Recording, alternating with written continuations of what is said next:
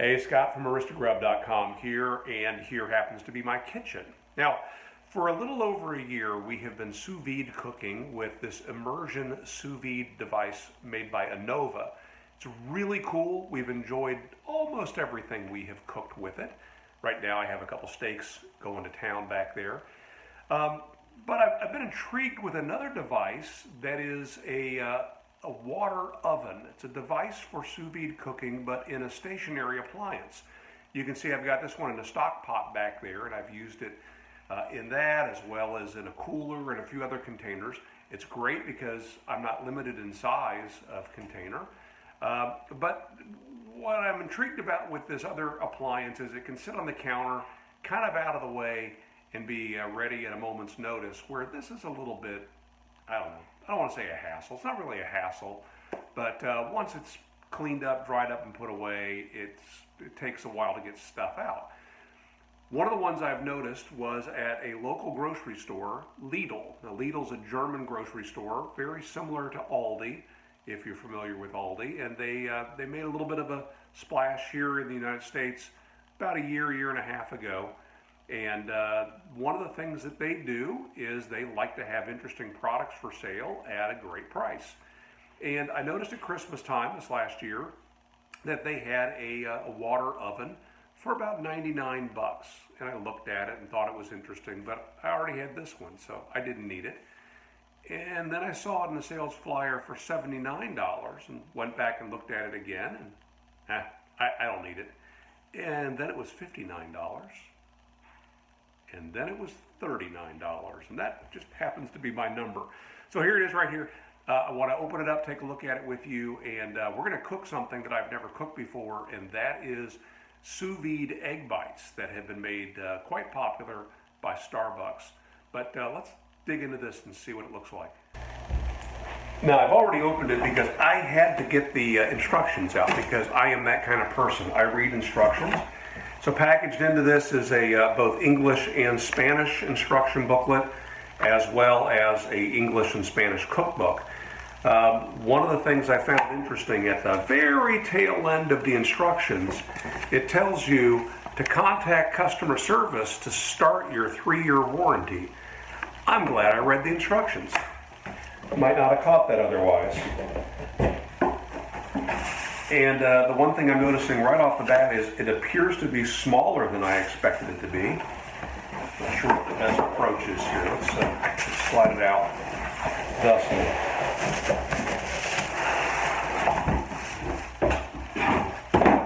All right.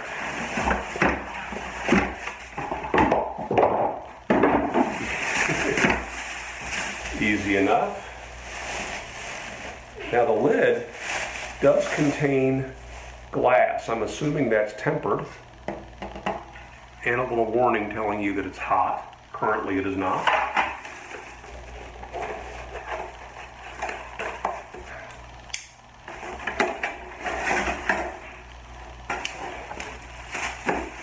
So what we have in here is, this is a bottom rack that goes into the bottom, keeps things separated from the bottom, and this is a separator rack that's used for cooking things like steak.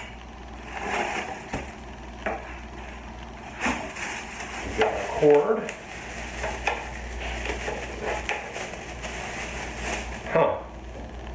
I kind of expected it to be a safety cord, but it's just a standard cord like you'd see used on a computer or a printer.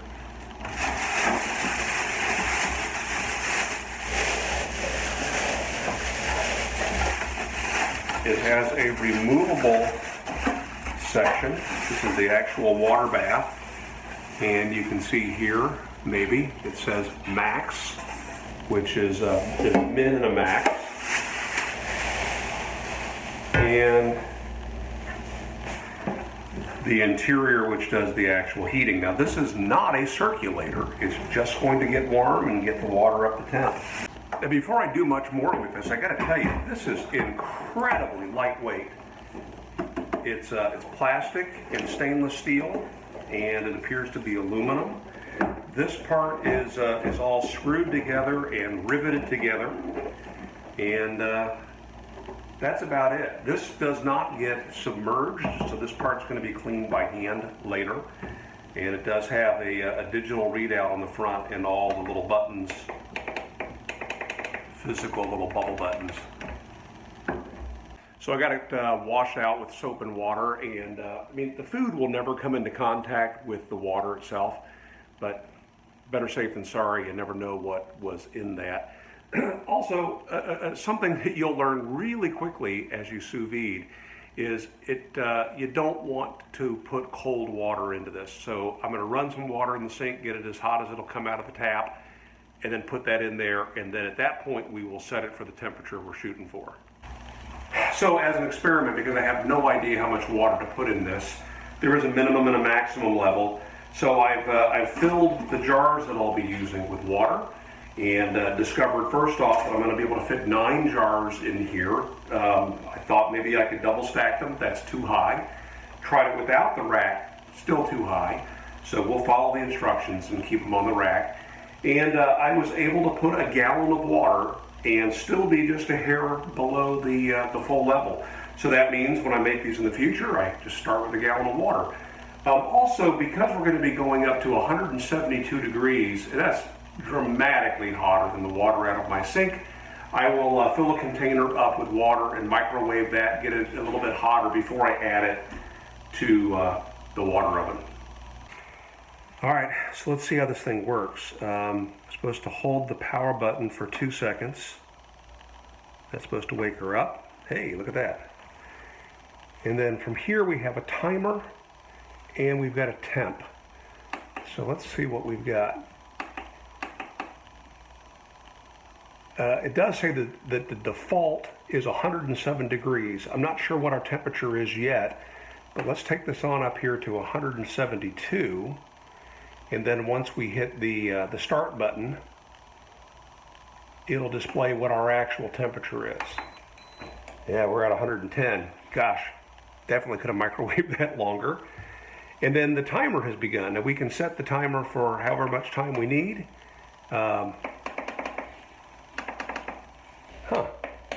Did we do that before we hit the play button? Let's try that again. Yeah, that's right.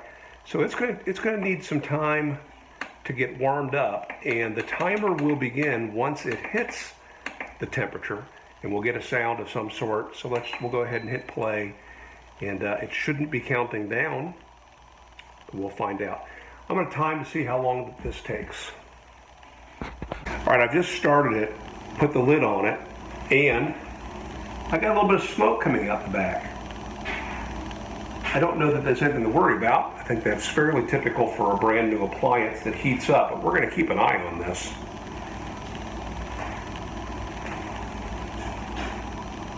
Can you see that?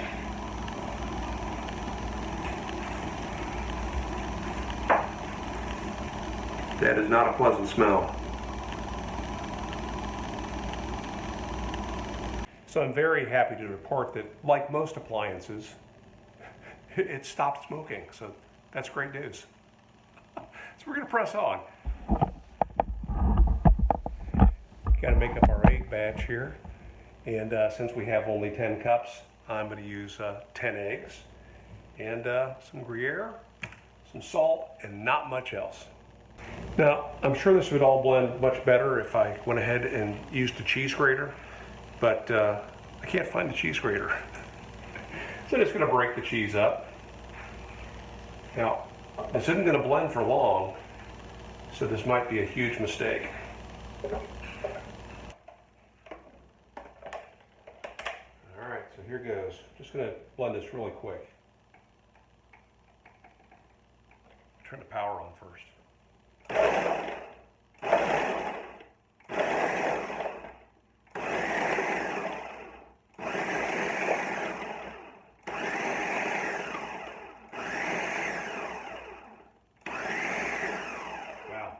I don't feel any more chunkies in there, so that feels about right.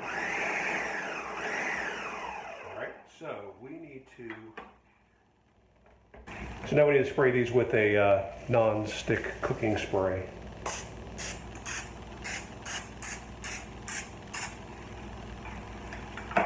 Good enough.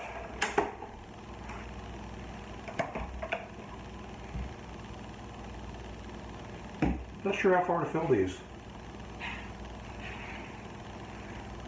We'll go about 3/4 of the way up. See what happens. Now, these are going to expand, and so you don't want to fill them all the way, and you also don't want to seal the top on these tightly. Oh, we're getting more cheese.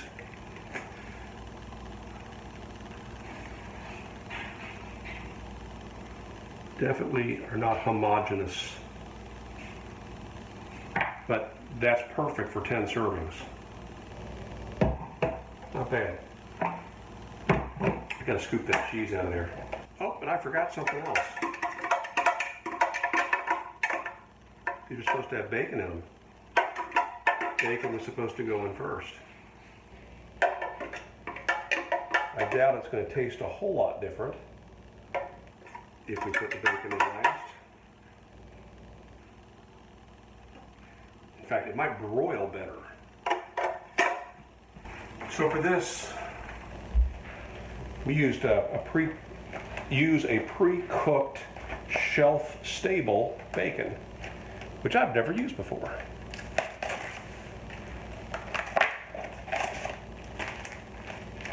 And if some is good, more is better.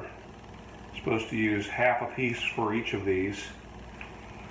So a full piece sounds about right to me.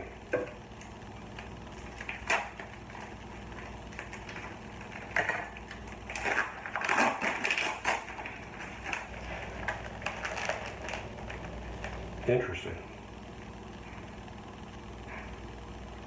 There we go.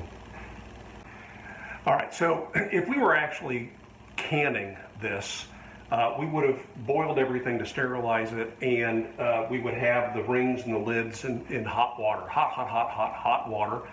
I have them in hot water from the sink. Since it's going to be going into a water bath, it'll be plenty hot, and considering we're going to take these out and put them in the refrigerator, we're not really canning. But something that I think is worth investing in if you're going to make these is get yourself one of these canning kits. And this one happens to be from Ball. You can buy these on Amazon. You can buy them at hardware stores, you name it. It includes a funnel for filling, which I didn't need. And for some things you might, though. It includes a little jar lifter. And this is a tong that is designed for lifting jars out of a hot pot. It also has something, again, that we won't need, but if we were concerned about how high we were filling these, this is a tool that can be used to measure how close we're getting to the lid, right, in order to keep the proper clearance. And it can also be used for popping bubbles, but anything can be used for popping bubbles. And one more tool that could come in handy, and that is this little gadget right here, which is a magnet on a wand. So as you're fishing these out of your hot water, you can use that to get them out. All right, so with that, we want to make sure that the rims are clean and just finger tight. Now when you tighten these on, there's a little thing you need to be aware of. Okay, you're not supposed to tighten them all the way. Just finger tight, but you also want to make sure that this is nice and clean, the rim is clean. You want to get a decent seal here, and that's it. From there, they're going to go into the water bath for an hour, and that's it. Yeah, come back, we'll try one. All right, it's been 20 minutes, and I am getting super impatient. You can see the timer hasn't begun yet because it hasn't hit our proper temp. But I'm going to go ahead now, since I have steak to eat, and I'm going to go ahead and add these jars. Now, the jars are not hot, but I just want to show you again how we can use these this lifting tool to put them in. The water's hot, so this is a good idea.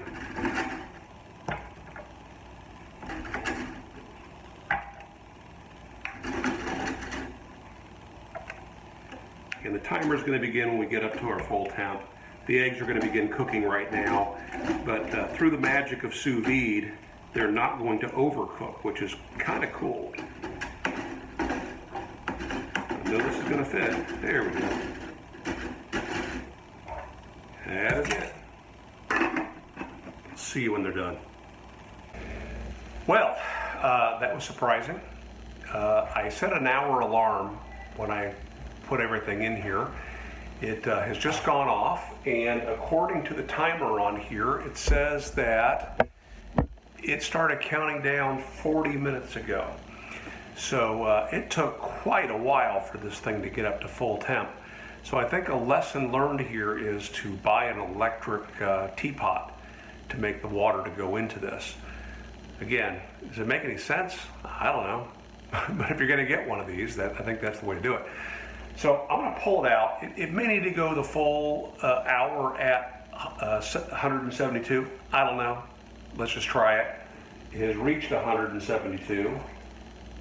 I suspect they're cooked.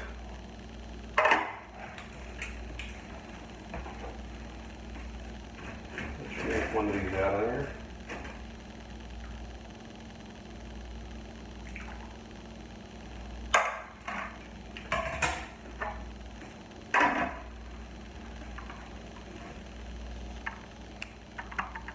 Lid is still loose-ish.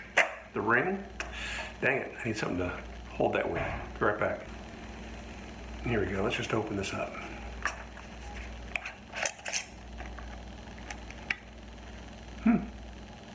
Looks cooked.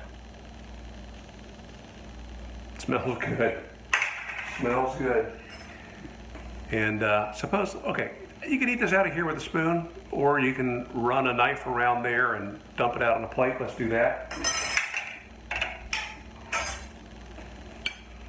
If that's even necessary. Yeah, it's necessary.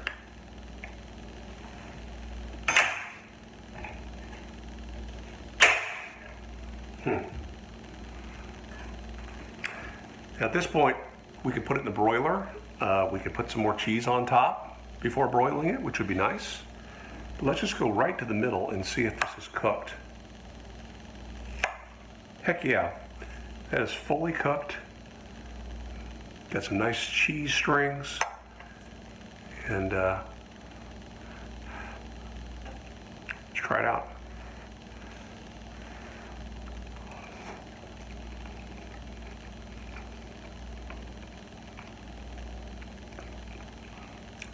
That's a winner. That's fantastic. So definitely gonna make more of these. I guess you can store them in the refrigerator in the jar, or you can take them out of the jar, put them in a Ziploc bag and toss them in the freezer. I read that you could even keep these for as long as 6 weeks in the refrigerator, but I can't imagine them being around that long. That's really good. I'm so glad this worked out. So again, what lessons did we learn?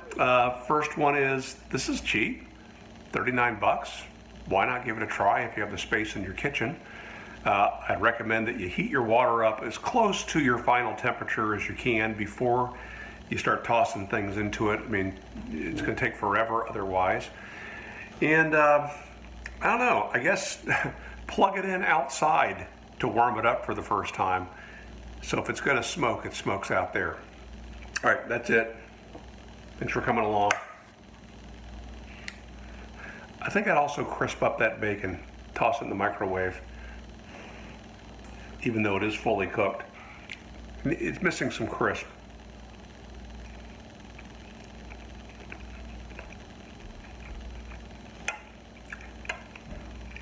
That's good. One last thing. In order to turn this off, again, you hold the power button for 2 seconds. And we're done.